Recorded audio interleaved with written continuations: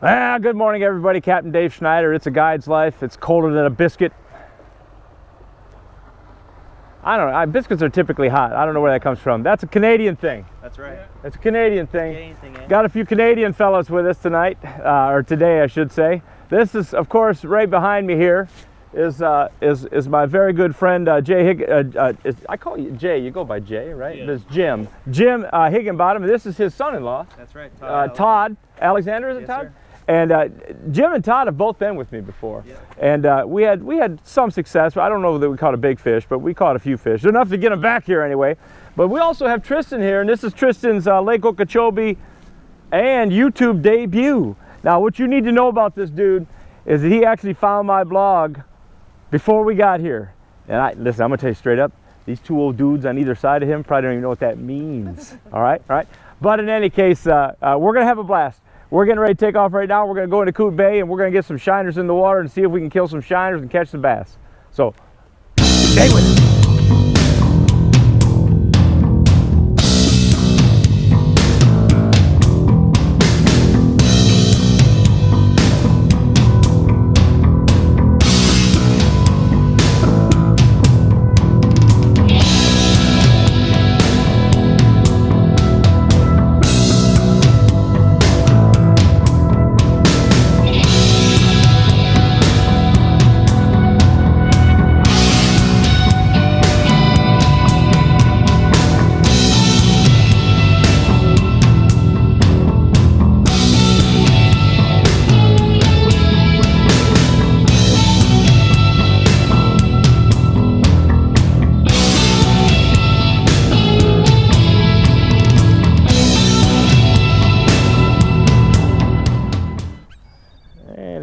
Go ahead and lift him up, pull up. He's probably there. Oh, actually it's a nice fish. Look at this. Nice start for the day here. That's a nice Okeechobee bass. Good.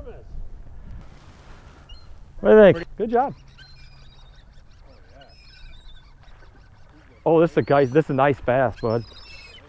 This is a nice bass.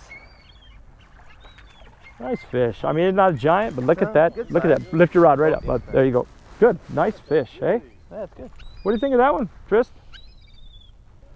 What do you like? What are you thinking? Now, to see what we like about this, hey, you see how white this fish is? That's what we're looking for here. This is a male, and he's pre-spawn, all right, and he's so white, and that white is because it lives in the lake. This is what we call a lake fish, and this is what we're trying to catch, because what's going to happen here is you sit here long enough, and what's going to happen is we're going to sit here long, and we're going to get a group of females that are going to come through here.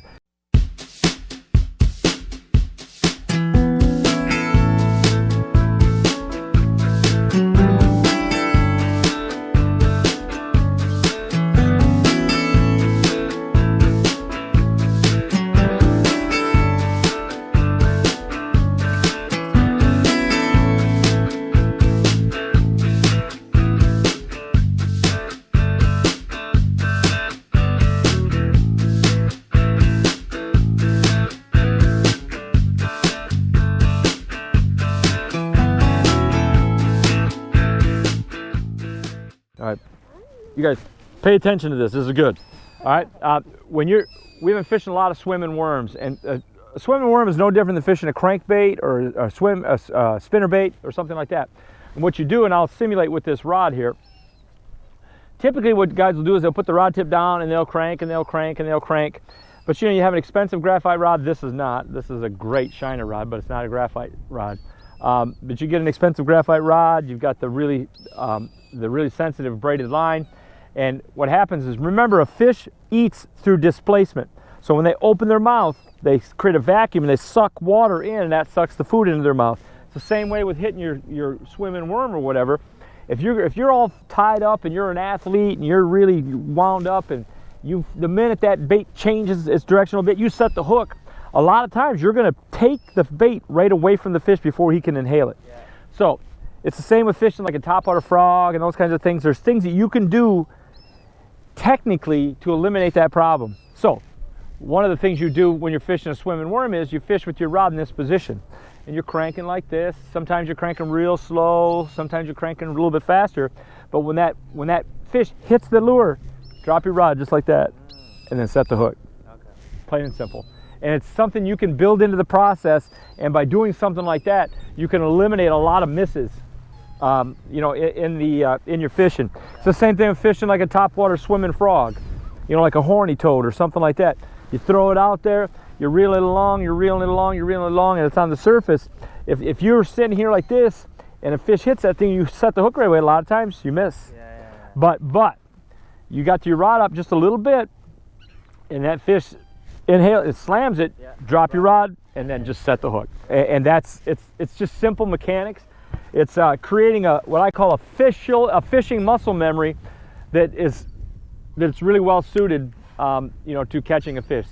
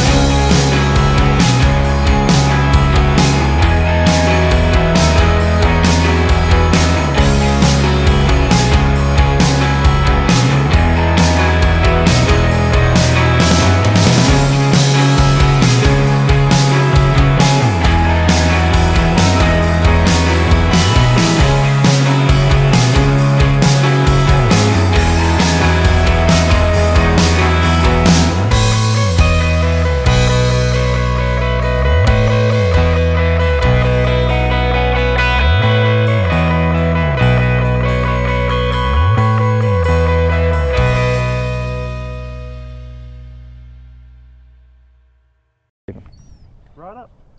There you go. There you go. Oh, hey. Good job, buddy. Wow. Pulling it out left, right, and center. Yeah, because I'm going. I don't even know how many you've caught now. I don't even know. You're cut off.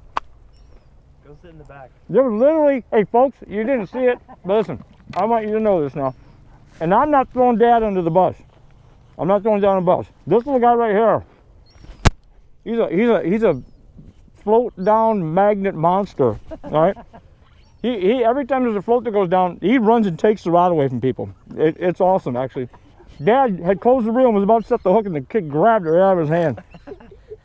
Anyway, he nets himself a nice 2-pounder, so hey, you can't knock his success. The numbers don't. Forward's gone. I call it, he says. Okay, here, buddy. Well, you better hurry up and call it because he's going like crazy. He's going, you ready? Get ready to close it. Close it up. Ready? Yeah. Waiting for him now. We're waiting for that line to pull tight and feel it in the rod. That's what we're trying to do. Like right. Come on, baby. took that a long way, didn't he? Come on. Let's go. There he is. Start reeling, bub. Reel. Oh my gosh, way back there. Oh, this might be a decent fish. Keep reeling. Oh my gosh, I'll tell you, keep her coming. All right, I want to get this on camera too. He's coming. Oh, this is a really nice fish, buddy. Seriously, this is a really nice fish. Grandpa, this is a nice fish, bud. Okay. What's going on, man? What are you doing? This might be a pretty good one, fellas. This might be a pretty good one, fellas. This might be a pretty good one, fellas. Look at that bass.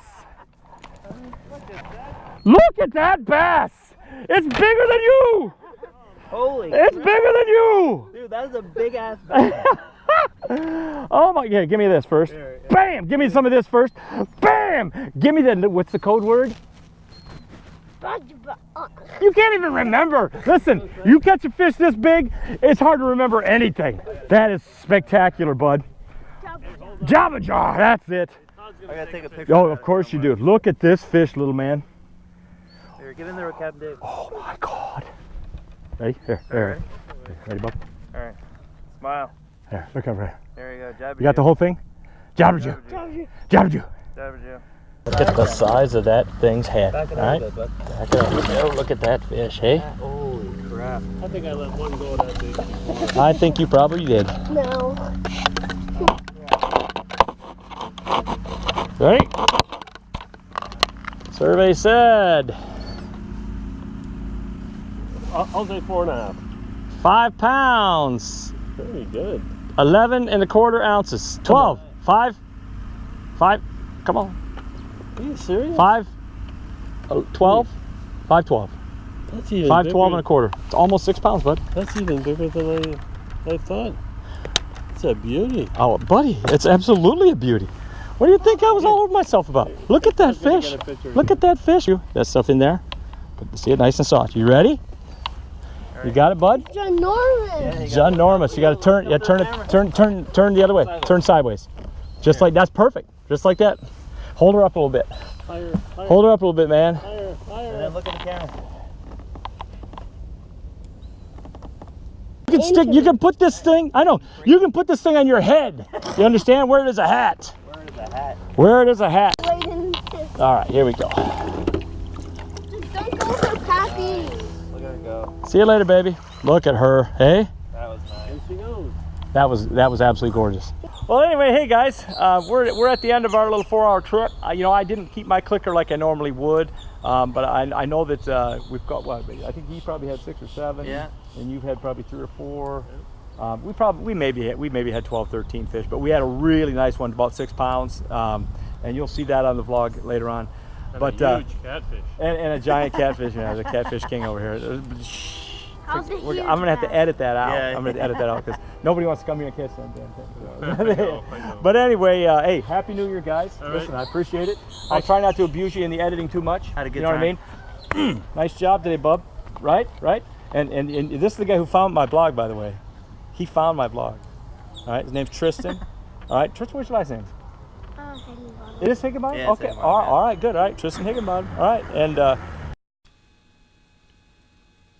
been working on a logo for a little bit here.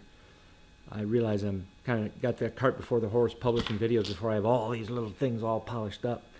But I'm working on a logo. I've got some ideas for my vlog and my overall product. You know, the company name is Hooksetters Adventures. My YouTube channel is It's a Guide's Life, Captain Dave Schneider, so I'm trying to decide how I want to do it. I think I'm going to do a Hooksetters Adventures logo that I'll incorporate into my Guide's Life vlog. And I got some ideas. So, but I'm working on it. I want you to know I'm working on it, so I can kind of put the bumpers on the videos and kind of dress it up. Remember, I told you I want to just do everything a little bit better each time. Something a little bit better, something a little bit better, better quality on the audio, less jumping around. I like the kind of jumping around in the video that I get with the handheld cameras and stuff. and see if I can just set the camera down from time to time, not give everybody this false inertiation. False inertiation. I don't even know if that's a word. I don't think it is, but I'm going with it. False inertiation. False inertiation is movement. Inertia is false inertiation. I don't even know if that's a real concept, but I'm creating movement. Maybe that's why, because it's false, because I'm creating it. It's not real.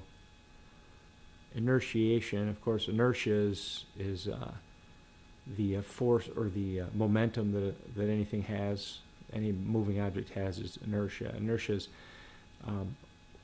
what you see when something just keeps moving after it's come into contact with something else. I don't even know, man. I'm just making this crap up. But it sounds good, right?